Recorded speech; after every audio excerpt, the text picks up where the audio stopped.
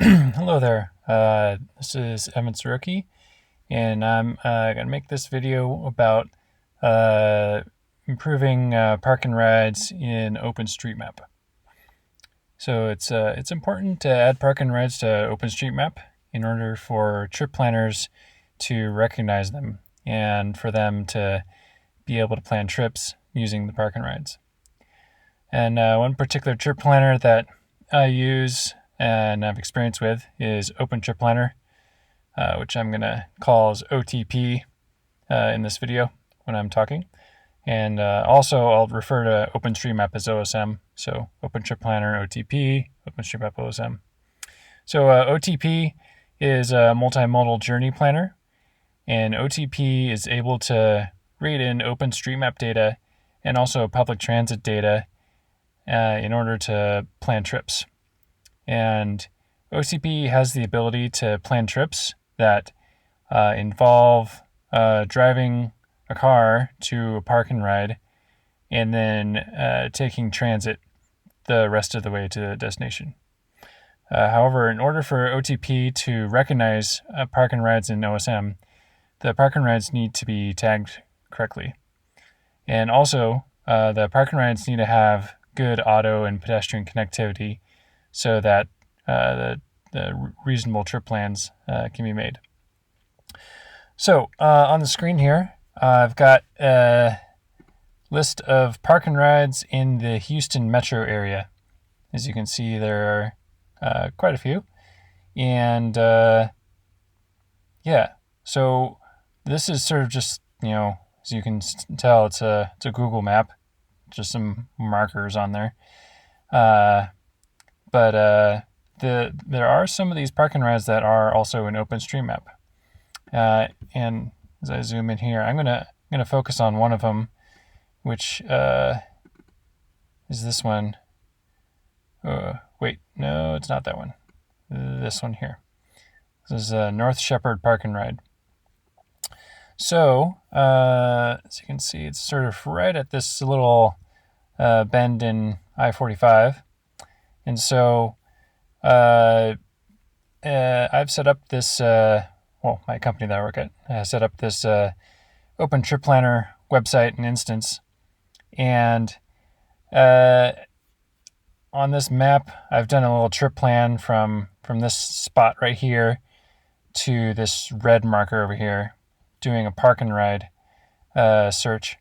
And as you can tell, there's some park and rides that are shown on the map with all these black circles with a P in them. And as you might be able to tell, it sort of doesn't match what is on the Houston Metro website. Zoom out a little bit. You can see there are quite a few more. So that means that OpenStreetMap doesn't have the correct configuration for these few park and rides. So in particular, this North Shepherd Park and Ride is right around here. And so I'm going to take a look at this and do some editing to improve this this area here to get it so that this park and ride trip isn't doing some silly business where it's driving all the way around to this park and ride way over here.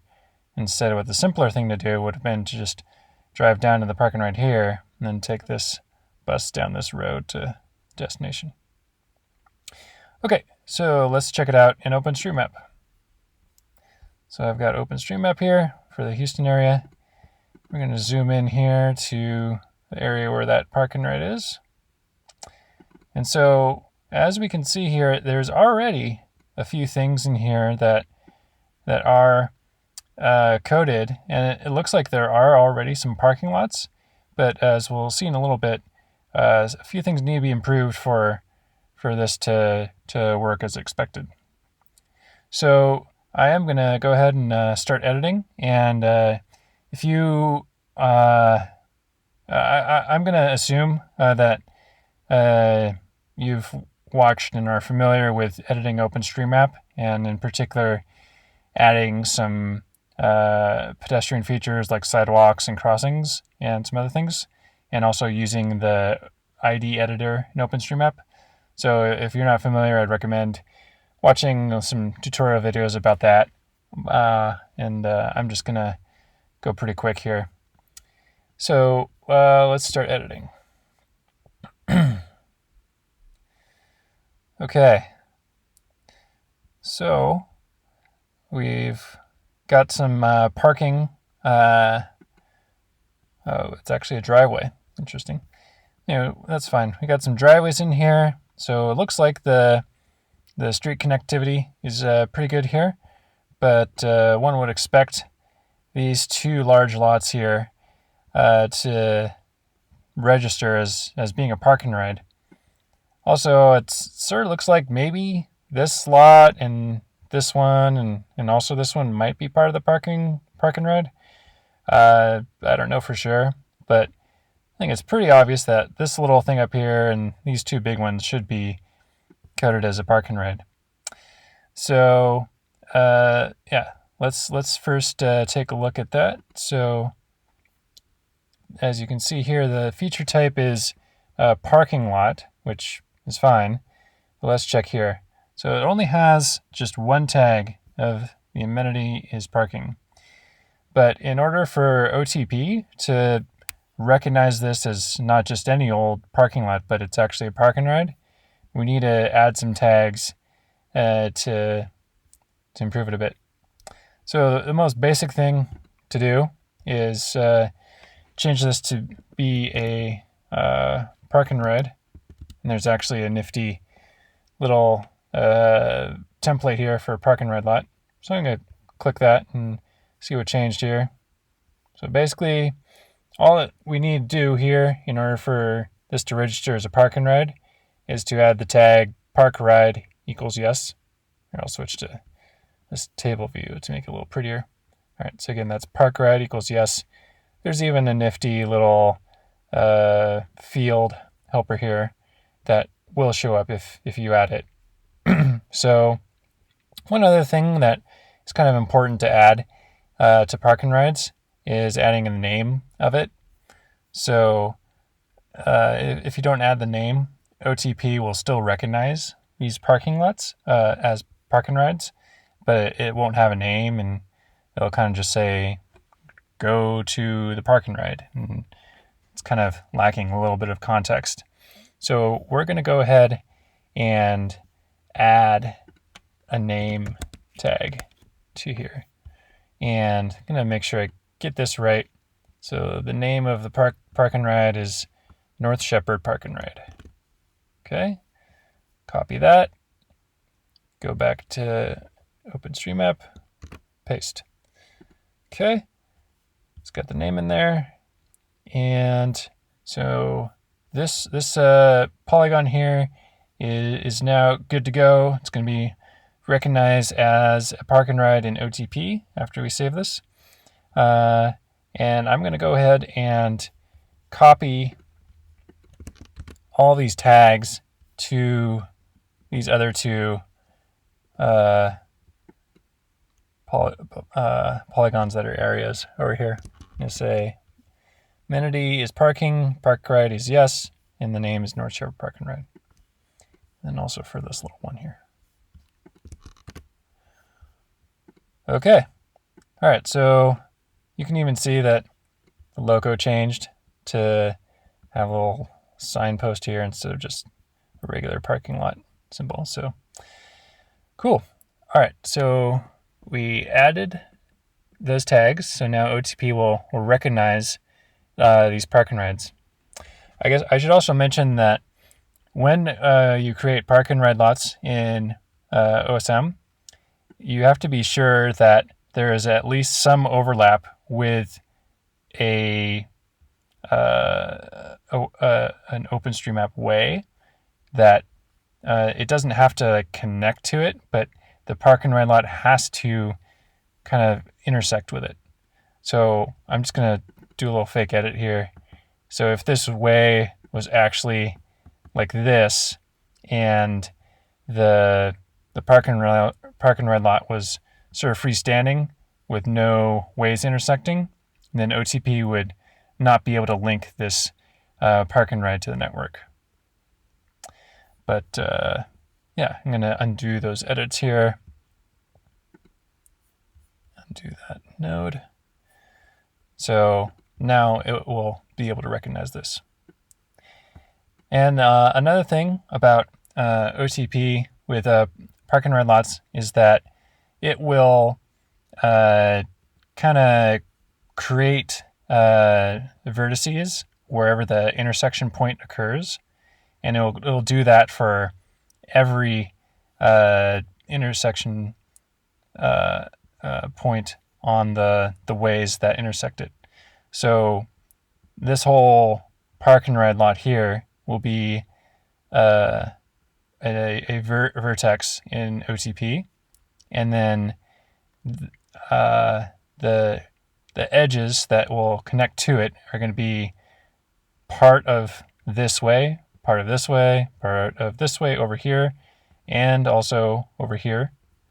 And then down here, this one here will be part of it, and at the very end, right here, there will be another connection point, and right here.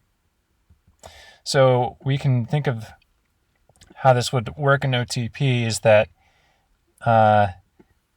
you would drive. If you're coming from the north, then maybe you'd come along this road, and then you'd probably go to this lot over here. But if we were going to go to this one, then you would drive over here and then enter the parking lot through here, and then exit on foot on this little path over here.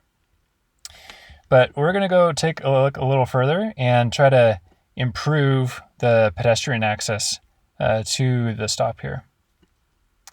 And so one thing that we need to be careful of at these transit centers is that oftentimes there are ways like these ones here that are tagged as access no, and then like some combination of like access bus equals yes or bus equals designated, something like that. So this means that OTP will not allow walking along here, and it will snap a transit stop to probably this footway over here, or if like the transit stop happens to be like down here, maybe it'll snap it to this parking aisle over here. So what we're going to do in the rest of this video is, we're going to add a bus platform for this whole transit center here in the middle, and then add a bunch of footways and connectors to the park and ride lot, and also out to the rest of the street network. So, as I said, we're going to add the bus platform. So I'm going to go ahead and do that right now. I'm going to add an area. I'm going to start over here. And actually, if you can see here, this looks like a lowered curb. So I'm going to keep that in mind for later when creating crosswalks and stuff. All right, so now I'm going to go all the way down to the end here, just assuming this is a straight curb until the very end. Okay, and then I'm going to add it point here, kind of make it a little nice and curved. Okay, and then right there. And let's see if I need to do any changes up at the top. Otherwise, I'm just going to keep this platform edge straight over here. Okay, looks like I need to round it out a little more. Okay, there we go. Gonna hit X or escape. Okay, and so that is now an area, but I am gonna type in a search here for bus platform. There we go. Okay, so this is now tagged as a bus platform, and as long as we link this to some other walkable ways in OpenStreetMap, and then OTP will use the outline of this platform to it'll use it as a walkable edge, and that can help with bus stops snapping to the platform and not out here or out on this parking aisle out here either. Okay, and actually one other thing I'm going to do that to this platform is I've found that when OpenStreetMap renders the bus platforms, it won't color it gray unless we add a highway platform tag. All right, so now it'll look a little nicer when it is rendered. Okay, so we created the platform here, and now we gotta make sure that the platform is connected to these lots over here on either side. So what we're going to do now is try to inspect and see what places we want to make connections to. So I'm going to bring up some Bing Street Side imagery and do a little virtual walk around the bus platform here. Okay, get some high resolution, expand this. Okay, so I'm looking to the west here, and here's the platform. All right, so we got a lowered curb right here, and there's the platform. And then on the other side, another lowered curb, sidewalk, marked crosswalk. All right, so I'm going to create I'm just kind of planning in my head what I'm going to do here. I'm going to create a marked crosswalk from here to here. Why don't I just go ahead and do that? I'm going to go from here to here. Okay. Tag it as a marked crosswalk, and then connect these features here. All right, and then while I'm here, I'm also going to add that it's a lowered curb without tactile pavement. And also copy all this to this node. And if you notice that what I did here, this node connects to both the crosswalk here and the bus platform. That way, OTP will be able to provide walking directions that might come along this road here and then take a left on the crossing and then either go to the right side of the platform here or the left side. Okay, so I don't need to do this feature here. I'm just going to paste all these tags like that. Okay, so we got that crossing there, and let's continue looking at some stuff. So over here it looks like there's a access aisle. Let's take a look on street view or street side, see what it looks like. Okay, yeah, there definitely is an access aisle, and okay, it doesn't look like there's any kind of curb cut. However, I think it's safe to assume that a reasonable person without any walking disabilities would just walk over this curb, and then when it's safe, walk over here up that curb as well. So I'm gonna actually, this way continues down here, implying that there's some kind of sidewalk. I'm gonna take a closer look at that.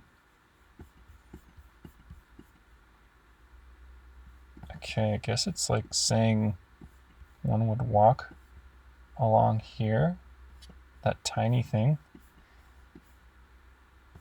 or maybe here? I don't know. It doesn't really seem like a place most people would walk. I think I might just, you know what I'm gonna do here, I am going to split this way. So I right clicked, split, and then I'm gonna go down here. Down here, down here, down here. Okay, here's another clearer crossing where it goes. Let's see what this looks like. Okay, cool. So there's like a level. Looks like there's a sidewalk over here, but that one looked really thin over there. I don't know if I would call that a sidewalk. I think I'm just gonna remove that section. All right, I'm gonna split again here, and then I'm just gonna.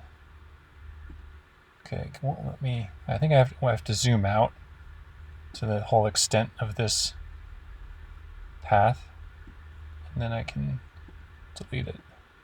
Okay, I'm gonna delete that. Okay, all right, let's go back up here and kind of complete the connection to the excuse me, to the bus platform over here. And I'm going to draw crossing, and I'm going to make this an unmarked crossing, and got to connect it to the bus only road. And then this here is a raised curb. Raised curb, no tactile pavement. Copy all that, paste it here. Cool. And then for the rest of this, I'm gonna retag this as an access aisle. Okay, let's see. Okay, so I did that. Now let's go down here. There was another access aisle over here, and for simplicity's sake, I think I'm just going to drag this all the way to here and call this an access aisle. Okay, and this is now connecting to a bus station terminal, which is also tagged as a roof building. So that is not going to be a walkable feature in OTP. So I'm going to disconnect this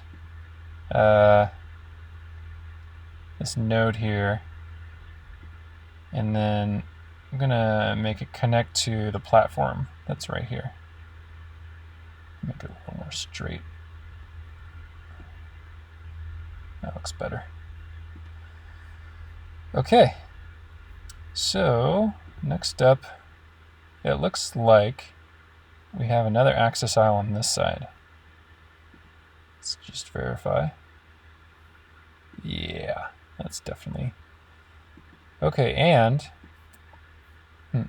closer view here, it looks like there's a lowered curb with no tactile pavement on each side.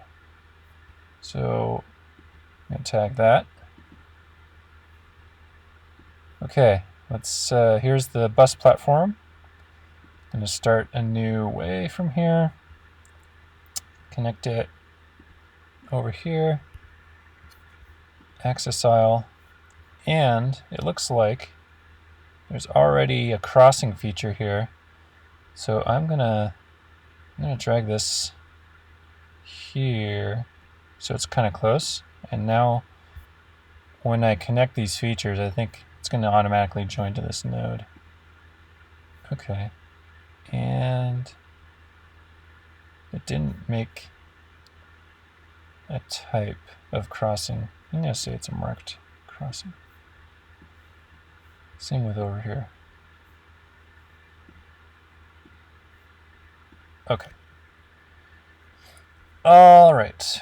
So, we got to do these curb cuts. Lowered curb, no tactile pavement. Copy. Paste. Okay, one other thing to keep in mind when working with platforms in OTP is that unless you add some flag in OTP, by default, the edges and vertices created will consist of the outline of the platform. And that means that in order to walk from here, over here, to like over here, it would walk over here and then get here and then like maybe take a left and go all the way around the edge of this platform and then back over here and then go this way. So in order to help out OTP a little bit, I'm going to create a footway between these two. Just take it as a footpath. Okay. A similar thing would occur if you try to go from over here to a bus bay that was like right here. Like you would like have to go all the way around unless there was some connecting piece in the middle. Okay. All right, so we connected in the middle and we connected up here and we connected over here. And I think this is probably almost a good stopping point. I'm not going to bother adding the sidewalk out here because, I'd have to add sidewalks everywhere else, and it's sort of OTP is just going to resolve to going on the street network over here anyways when it's walking. So I think this is a good enough connection for up here. But we haven't done anything at the other edge of the platform, so I'm going to go do that. Let's check if there's kind of a way out or something. Sort of. Okay, maybe there's a. Let's see what's over here. Where's the bus platform? Okay, here we go. All right, we got a curb cut on either side, and then not really any kind of sidewalk or anything out here. But what's on this side? A raised curb and the parking lot. Okay. So what I'm going to do here is kind of, I'm going to connect these two lowered curbs with a footway to start. Footpath. And tag it as a lowered curb. No tactile pavement. Copy that to the other one. Okay. And I'm going to create a connection to the parking lot by just kind of creating how am I going to do this? All right, if I were someone walking, I might just walk out to this road here if I was walking in and walking here. Or maybe I'd cut through the parking lot or something. So maybe what I'll do is, it's kind of hard to do in these situations of figuring out how to make a good connection to OpenStreetMap out of these sort of ad hoc decisions that someone walking may do. I think what I'm definitely going to do is create a connection here because I want this road to be able to access this bus platform in case someone walks in from out the side on that road. So, okay, oops. All right, I'm gonna connect this here. And I'm just gonna tag it as an unmarked crossing. Okay. All right, now OTP will have a connection over there. And maybe we should just add some helper points along here to walk across the platform.